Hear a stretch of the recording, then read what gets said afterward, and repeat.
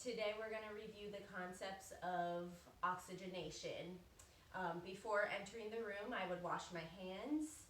I would go into the room and introduce myself to the patient. Hi, I'm Samantha. I'm a nursing student at HAC. Can I get your name and date of birth? Yes.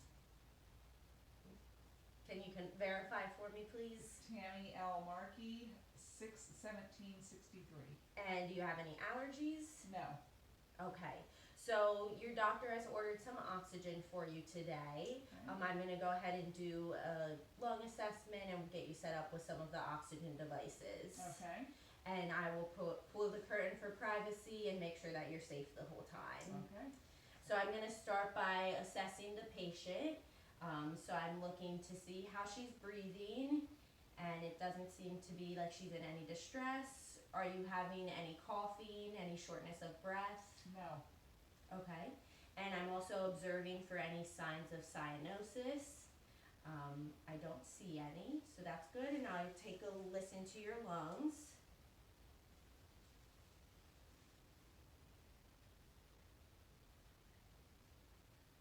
Okay. Deep breath. And out.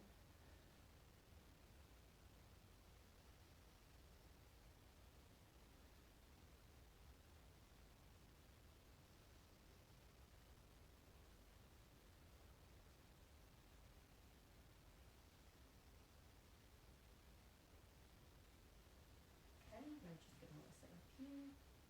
Deep breath in. And one more. Okay, very good, thank you. You can sit back. Okay, so I'm gonna use the pulse oximeter to get her pulse ox reading, and we can put that on her pointer finger, and it'll just take a second to read. Alright. And you would make sure that they don't have dark nail polish on, because that could prevent us from getting an accurate reading. Alright, so the first oxygen device that we're going to use today is the nasal cannula. And we would plug this into our oxygen setup on the wall, and that would be set at 1 to 6 liters per minute. And when we apply this to the patient, you want to make sure that the prongs are facing down so that they fit comfortably into the nares. And we put that on around the ears. You might want to have pads around the cord at the ears so that we don't have skin breakdown. And this would rest there.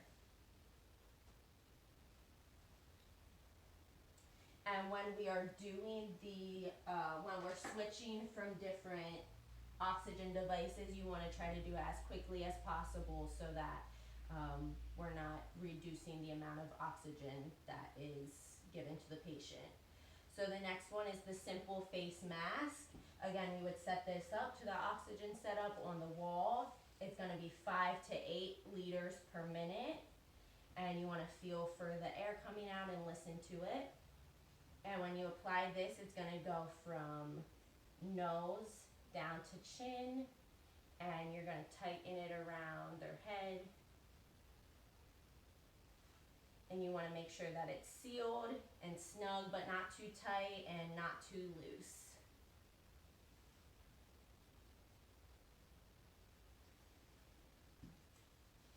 And next we have the non-rebreather. So with this one, it's important that the bag is inflated prior to putting it on the patient and throughout the entire treatment. So you're going to crank the oxygen up the whole way to inflate the bag.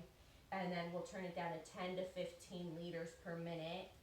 And again, you're going to, with the bag inflated, put it from nose down over mouth, and they're going to breathe. And this should stay inflated the whole time. This would be used in an emergency situation, but if the patient is still having spontaneous respirations. And the last thing we're going to do today is we'll reassess in between each of those the pulse ox and see how she's doing. So we'll do that now. Okay, Good.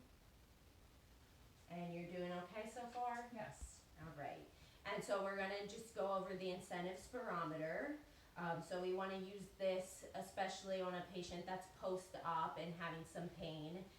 It'll help them to expand their lungs and take in deep breaths so that they don't develop pneumonia.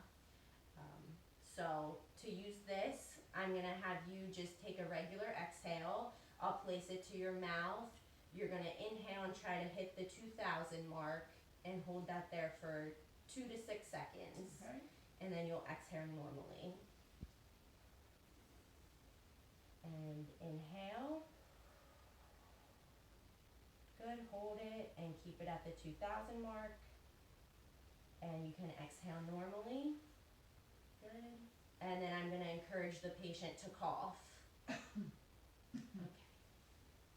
Great. And when you finish up, just reassess, make sure the patient's doing okay.